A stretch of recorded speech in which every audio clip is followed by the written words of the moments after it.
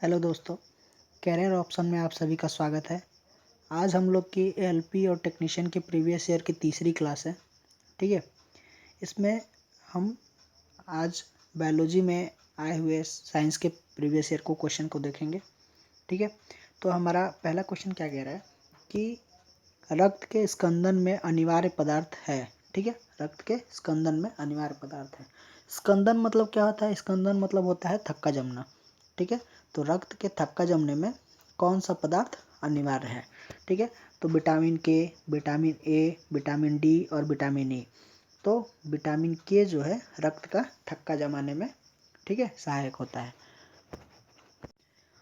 और हम लोग देखते हैं कि रक्त के स्कंदन में और कौन कौन से, मतलब कि रक्त का थक्का बनाने में और कौन कौन से पदार्थ काम आते हैं। ठीक है, तो रक्त का एक तो आता है हमारा विटामिन के।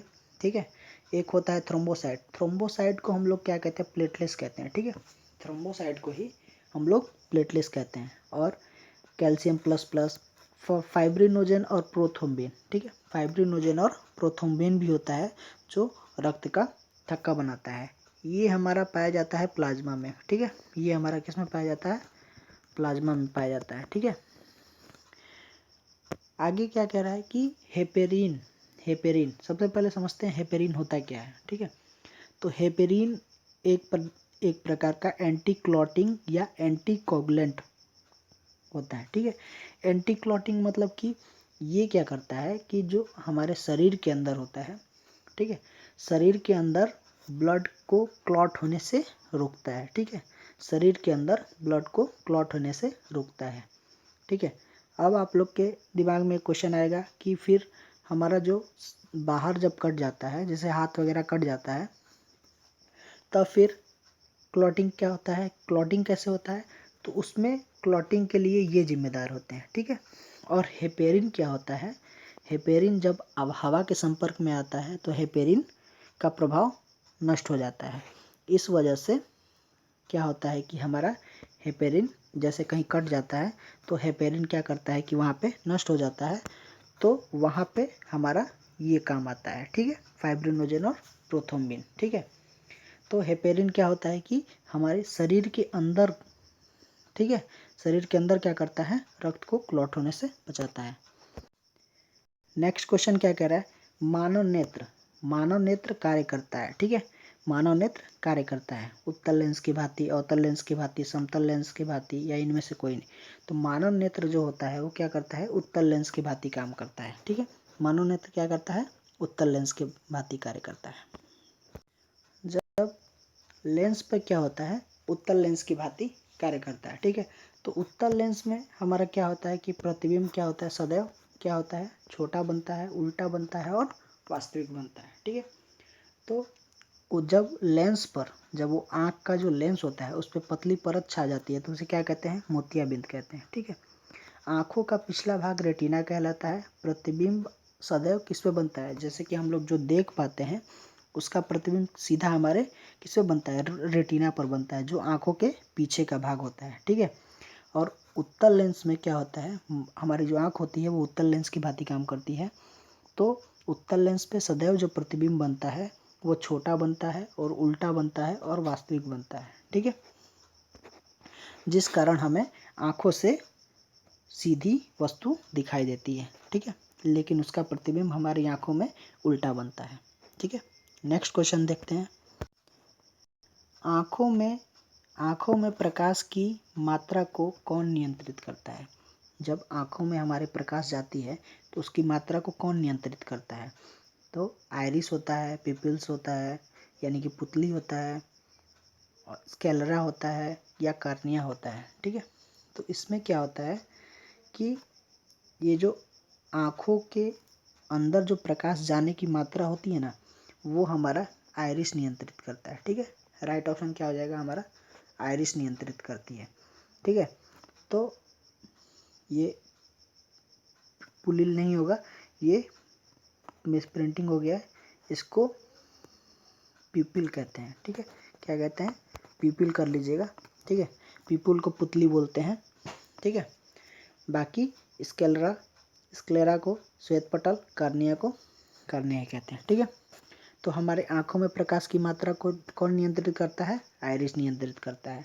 आइरिस कौन सा भाग होता है? देखो ये जो हमारा आँखों के अंदर ये जो ब्राउन कलर का भाग है ना, ये वाला, ये हमारा क्या है? आइरिस है। ये चीज़ जो ब्राउन कलर का भाग है, ठीक है।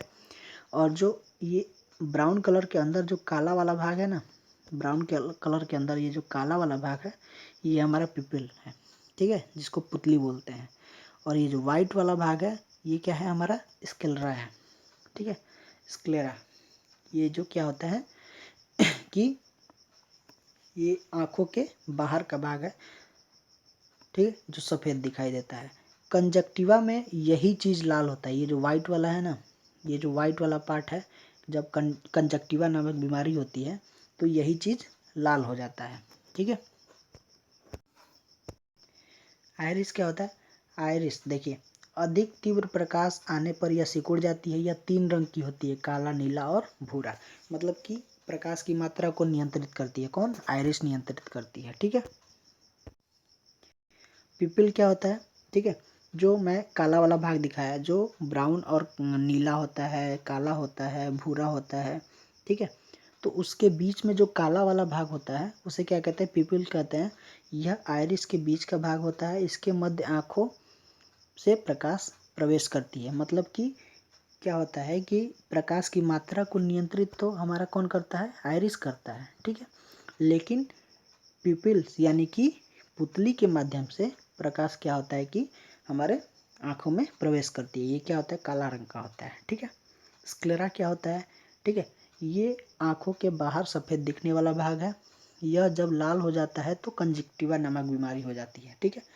जब ये लाल हो जाता है तो कंजक्टिवा नामक क्या हो जाता है कि बीमारी हो जाती है। कॉर्निया क्या कहता है? कॉर्निया होता है कि यह आँख की सबसे बाहर की झिल्ली होती है। ये वाइट कलर का ग्लास होता है। ये आँख के ऊपर, जब आप अपनी आँखों को अच्छे से देखेंगे तो ये आँख के ऊपरी भाग में एकदम, जैसे कि क्या कहते हैं कि स्क्लेरा जो होता है उसके ऊपरी भाग में एक वाइट कलर की पतली पन्नी होती है। इसे आँखों का टेम्पर ग्लास भी कहते हैं, ठीक है। आँखों को क्या कहते हैं? टेम्पर ग्लास कहते हैं।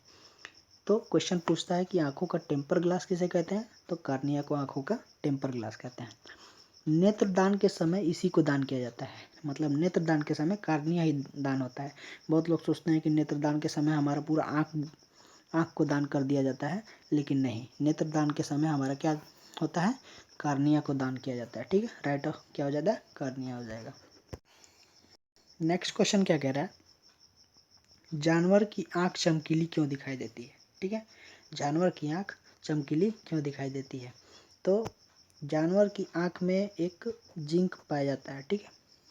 जिंक नामक पदार्थ पाया जाता है। जानवर की आँखों में जिंक नामक पदार्थ पाया जाता है, जिसके कारण इसकी आँख जो होती है वो चमकीली दिखाई देती है, ठीक है।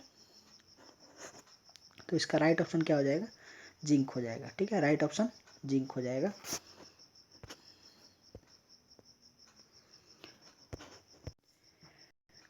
देखिए यहाँ लिखा है कि जानवर की आंखों में जिंक पाया जाता है। इससे एक लिक्विड बनता है जिसे क्या कहते हैं कि टिपिडम लूडियम कहते हैं, ठीक है। जो जिंक पाया जाता है उसकी वजह से एक क्या बनता है? लिक्विड बनता है जिसे क्या कहते हैं? टिपिडम लूडियम कहते हैं, ठीक है। तो राइट ऑप्शन हमारा क्या हो जाएगा? जिंक। तो अगर पूछेगा कि कुत्ते की आंख चमकीली यानी जानवरों की आंख चमकीली क्यों दिखाई देती है, तो क्या राइट ऑप्शन क्या हो जाएगा? जिंक के कारण, ठीक है। नेक्स्ट क्वेश्चन क्या है? नेक्स्ट क्वेश्चन हमारा क्या कह रहा है कि किस कोशिका के कारण, ठीक है, किस कोशिका के कारण हम अंधेरे तथा प्रकाश का अनुभव कर पाते हैं, ठीक है। तो क्षण कोशिका, शंकु कोशिका, उपयुक्त दोनों या इनमें से कोई नहीं। तो देखिए क्या होता है कि हम अंधेरे में अनुभव, हमारा जैसे क्या होता है कि क्या होता है हमारा कि आइरिस के माध्यम से क्या होता है कि आइरिस क्या करता है कि हमारे आँखों में जो प्रकाश जाती है उसको नियंत्रित करता है, ठीक है। लेकिन हमारा पिपिल क्या करता है कि आँखों में प्रकाश उसी रास्ते से प्रवेश करता है, ठीक है। अब क्या होता है कि इसमें क्वेश्चन क्या कह रहा है कि आँखों में मतलब जैसे कि किस कोशिका के कारण हमें अंधेरे या प्रकाश का अनुभव होता है। तो एक होती है क्षण कोशिका, एक होती है शंकु कोशिका। तो क्षण कोशिका क्या होती है, क्षण कोशिका यानी रॉड सेल क्या होती है कि ये रॉड के समान होती है, ठीक है, रॉड के समान होती है। और शंकु शंकु कोशिका कैसी कहती है यानी कोन सेल। तो कोन सेल हमारा होता है कोन टाइप का होता है, ठीक है, कोन सेल हमारा कोन टाइप का होता है, ठीक है। तो क्या होता है कि हमारा ये जो है रॉड सेल है, ये क्या करता है कि हमें जैसे कि उजाला का अनुभव कराता है, प्रकाश का, या फिर अंधेरे का अनुभव कराता है, ठीक है। इसी कारण हम लोग देख पाते हैं, ठीक है। रतौंधी बीमारी में हमारा कौन सा प्रभावित होता है, रॉड सेल ही प्रभावित होता है। रतौंधी बीमारी में कौन सा प्रभावित होता है, रॉड सेल ही प्रभावित होता है, जिसके कारण हम नहीं देख पाते हैं किसी भी चीज़ को, ठीक है। तो इसका राइट ऑप्शन क्या हो जाएगा, क्षण कोशिका यानी कि रॉड सेल, ठीक है।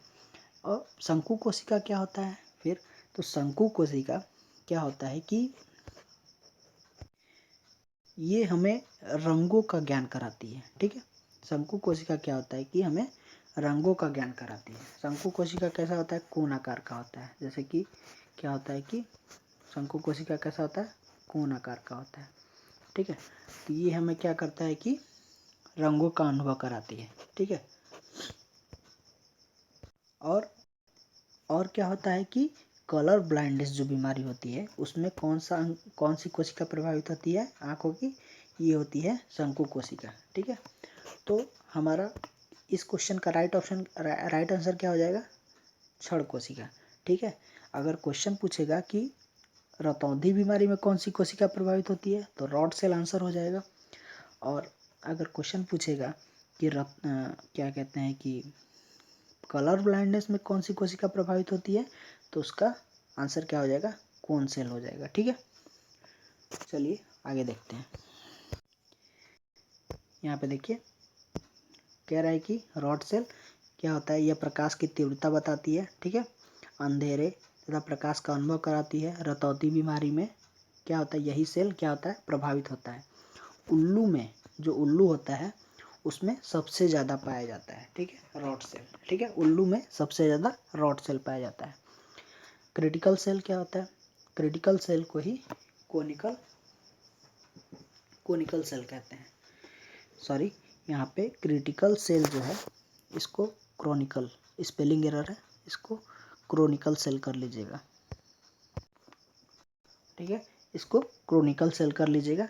क्रोनिकल सेल क्या होता है कि यह क्या करता है कि वस्तु को रंगों का ज्ञान कराती है, ठीक है, वस्तु को रंगे का ज्ञान कराती है। ये कलर ब्लाइंडनेस में जो होता है यही प्रभावित होता है। तो रॉड सेल कब प्रभावित होता है, रतौंधी बीमारी में। क्वेश्चन पूछता है इससे कि रॉड सेल क्या होता है कि रतौंधी बीमारी में प्रभावित होता है, और कलर ब्लाइंडनेस में हमारा क्रोनिकल सेल प्रभावित होती है यानी कि कोन सेल प्रभावित होती है। ये दोनों ऑप्टिक नर्व्स है, ठीक है, जो रेटिना के पीछे जाया जाता है और दृष्टि को मस्तिष्क के कॉर्टेक्स तक ले जाती है, ठीक है। जैसे कि हमारा क्या होता है, आंखों के पिछले भाग यानी कि रेटिना के पीछे वाले भाग में एक ऑप्टिक नर्व्स पाया जाता है, ठीक है, जिसमें ये दोनों वहीं पे पाया जाता है। ये दोनों क्या होते हैं कि वहीं पे पाए जाते हैं। और हमारे दृष्टि यानी कि जो जो क्या कहते हैं कि दृष्टि यानी कि जो चीज़ हम देख पाते हैं वो हमें मस्तिष्क के कहाँ तक ले जाती है, कॉर्पोरा तक ले जाती है।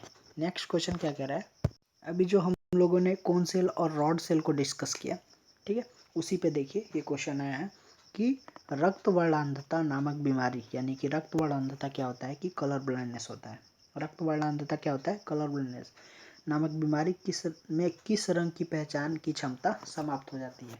तो रक्त वर्णांधता क्या होता है कि रतौंधी बीमारी इसमें क्या होता है कि रंगों की पहचान समाप्त हो जाती है।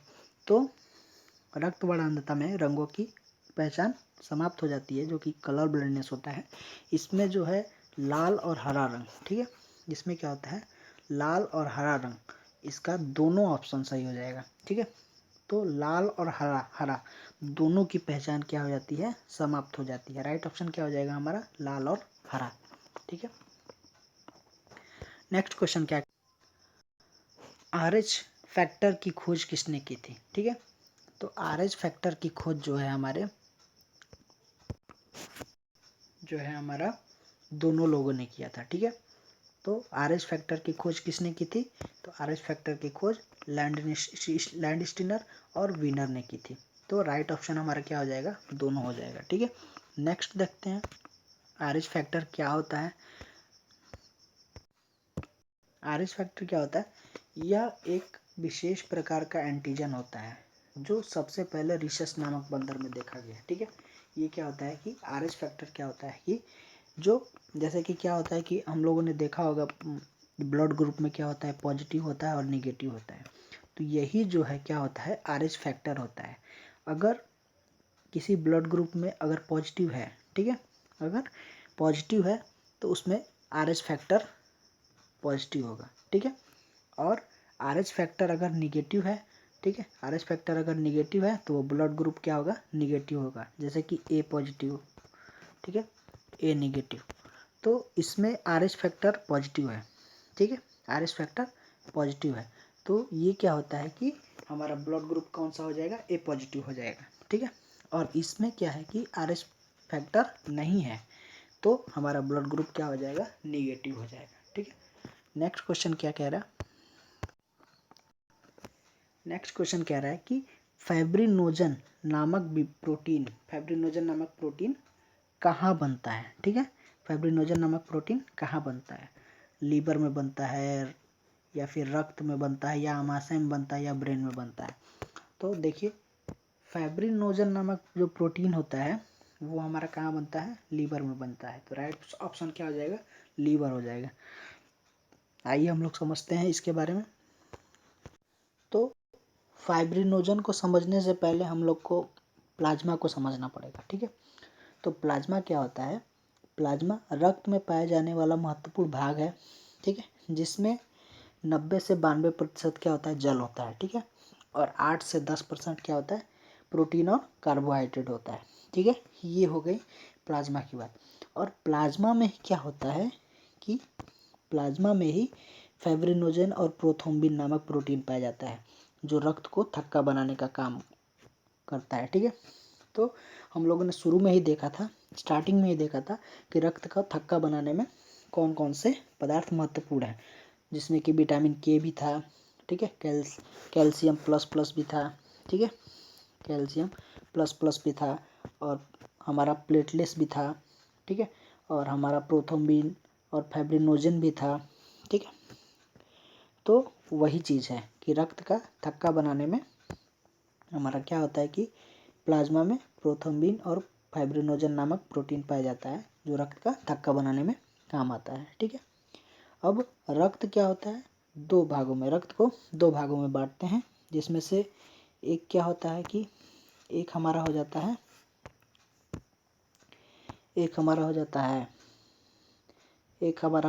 प्लाज्मा और दूसरा हो जाता है रुधिराणु, ठीक है। रुधिराणु जिसको कार्पल्स बोलते हैं, ठीक है, क्या बोलते हैं? कार्पल्स बोलते हैं, ठीक है। तो प्लाज्मा में ही हमारा जो ये प्लाज्मा है इसी में हमारा ये दोनों पाया जाता है, फाइब्रिनोजन और प्रोथ्रोम्बिन पाया जाता है, ठीक है। प्लाज्मा, ठीक है, कितना रक्त में कितना होता है प्लाज्मा? रक्त में 55 से 60% प्लाज्मा होता है, ठीक है। और कार्पल्स कितने होते हैं जिसको रुधिराणु कहते हैं? 40 से 45% होते हैं, ठीक है। तो प्लाज्मा में ही क्या होता है कि फाइब्रिनोजन और प्रोथ्रोम्बिन नामक प्रोटीन पाया जाता है, ठीक है। ये हो गई प्लाज्मा की बात, ठीक है। अब आते हैं कार्पल्स में, ठीक है। तो कार्पल्स क्या होता है, ठीक है, कार्पल्स क्या करता है? यह क्या होता है? रक्त का कणकीय भाग होता है। इसको तीन भागों में बांटा जाता है, जिसमें से पहला क्या होता है? आरबीसी, दूसरा डब्ल्यूबीसी और तीसरा प्लेटलेट्स। मतलब कार्पल्स को तीन भागों में बांटा गया है, आरबीसी, डब्ल्यूबीसी और प्लेटलेट्स कहते हैं, ठीक है। आरबीसी क्या होता है? आरबीसी होता है लाल रक्त कणिका। डब्ल्यूबीसी क्या होता है? सफ़ेद रक्त कणिका। और प्लेटलेट्स हमारा क्या होता है? बिम्बाणु होता है, ठीक है। प्लेटलेट्स को हम लोग क्या कहते हैं? बिम्बाणु कहते हैं, ठीक है। नेक्स्ट क्वेश्चन हम लोग देख लेते हैं। अगला क्वेश्चन हम लोग का क्या कह रहा है कि आरबीसी को किस नाम से जाना जाता है, ठीक है। आरबीसी को किस नाम से जाना जाता है? तो एरिथ्रोसाइट, ल्यूकोसाइट, थ्रोम्बोसाइट, प्रोथ्रोम्बिन। तो प्रोथ्रोम्बिन तो होगा नहीं, क्योंकि प्रोथ्रोम्बिन हमारा प्लाज्मा में पाया जाता है। और आरबीसी जो होता है हमारा, वो किस में पाया जाता है? कार्पल्स में पाए जाते हैं। तो कार्पल्स में क्या क्या क्या क्या होता है? 3 होता है। एक होता है आरबीसी, एक होता है डब्ल्यूबीसी, एक होता है प्लेटलेस। ठीक है, प्लेटलेस होता है। तो हमारा आरबीसी, क्वेश्चन क्या कह रहा है? आरबीसी को किस नाम से जानते हैं? तो आरबीसी को हम क्या कहते हैं? एरिथ्रोसाइट कहते हैं। और डब्ल्यूबीसी को क्या कहते हैं? ल्यूकोसाइट कहते हैं। और थ्रोम्बोसाइट को क्या कहते हैं? प्लेटलेस कहते हैं। ठीक है, तो ये तीनों हमारे नाम हो गए, जो कि कार्पल्स के भाग यानी कि रुधिराणु के भाग हैं। ठीक है, रुधिराणु के 3 भाग हैं। कौन कौन से? आरबीसी, डब्ल्यूबीसी और प्लेटलेस। इसका साइंटिफिक नाम क्या है? एरिथ्रोसाइट, ल्यूकोसाइट और थ्रोम्बोसाइट। आरबीसी को क्या कहते हैं? एरिथ्रोसाइट। डब्ल्यूबीसी को क्या कहते हैं? ल्यूकोसाइट। और प्लेटलेस को क्या कहते हैं? थ्रोम्बोसाइट। ठीक है, और प्रोथ्रोम्बिन जो होता है हमारा, ये किस में पाया जाता है? कि प्लाज्मा में पाया जाता है। ठीक है, नेक्स्ट क्वेश्चन क्या कह रहा है? नेक्स्ट क्वेश्चन हमारा कह रहा है कि आरबीसी का जीवन काल कितना होता है? देखिए क्या होता है शरीर में कि यह स्वतः ही नष्ट होते हैं और स्वतः ही बनते हैं, तो इनका एक जीवन काल निर्धारित होता है। ठीक है, तो क्या होता है कि आरबीसी का जीवन काल क्या होता है? तो इसको हम लोग सीधा सीधा याद रखेंगे कि आरबीसी का जीवन काल कितना होता है? 120 दिन होता है। ठीक है, आगे देखते हैं। इसी में हमारा डब्ल्यूबीसी आता है। ठीक है, जैसे आरबीसी का जीवन काल 120 दिन होता है, वैसे ही डब्ल्यूबीसी का भी जीवन काल कितना होता है? 4 दिन होता है। तो क्या होता है कि यह स्वतः ही नष्ट हो जाता है और स्वतः ही बनने लगता है। तो डब्ल्यूबीसी क्या होता है कि ल्यूकोसाइट होता है। डब्ल्यूबीसी को किस नाम से जानते हैं? ल्यूकोसाइट होता है। जैसे कि जब डब्ल्यूबीसी की मात्रा क्या होती है? जब डब्ल्यूबीसी की मात्रा जब शरीर में बढ़ने लग जाती है, तो हमारे शरीर में क्या होता है? इन्फेक्शन पैदा होता है। मतलब कि डब्ल्यूबीसी क्या होता है कि क्या करता है डब्ल्यूबीसी कि रोगों से क्या होता है कि रोगों से लड़ने में हमारी सहायता करता है। तो शरीर में जब डब्ल्यूबीसी की मात्रा बढ़ने लगे, ठीक है, तो डॉक्टर, जैसे कभी कभी डॉक्टर कैसे पता लगाते हैं कि हमारे शरीर में इन्फेक्शन हो गया है? तो वो क्या होता है कि डब्ल्यूबीसी को जांच करते हैं। ठीक है, डब्ल्यूबीसी की जांच करते हैं। अगर शरीर में डब्ल्यूबीसी की मात्रा बढ़ने लगे तो मतलब कि शरीर में इन्फेक्शन हो गया है। ठीक है, आगे क्या कह रहा है कि प्लेटलेस को क्या कहते हैं? थ्रोम्बोसाइट कहते हैं। प्लेटलेस को थ्रोम्बोसाइट या बिम्बाणु कहते हैं। इसका जीवन काल कितने दिन होता है? 4 से 5 दिन हो जाता है। ठीक है, तो प्रति घन लीटर में, ठीक है, प्रति घन लीटर में इसकी संख्या 3 से 4 लाख होती है। मतलब कि प्रति घन लीटर, 1 घन लीटर, ठीक है, मतलब 1 घन लीटर में इसकी संख्या कितनी होती है? 3 से 4 लाख होती है। ठीक है, आज के लिए इतना ही।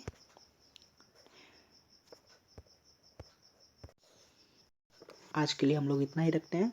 हमारे चैनल को सब्सक्राइब करें और बेल आइकन को प्रेस करें, ताकि प्रीवियस ईयर से जुड़े जितने भी क्वेश्चन हैं हम उसका सॉल्यूशन इसी पे कराते हैं। ठीक है, वो आपको समय से प्राप्त हो सके। ठीक है, धन्यवाद।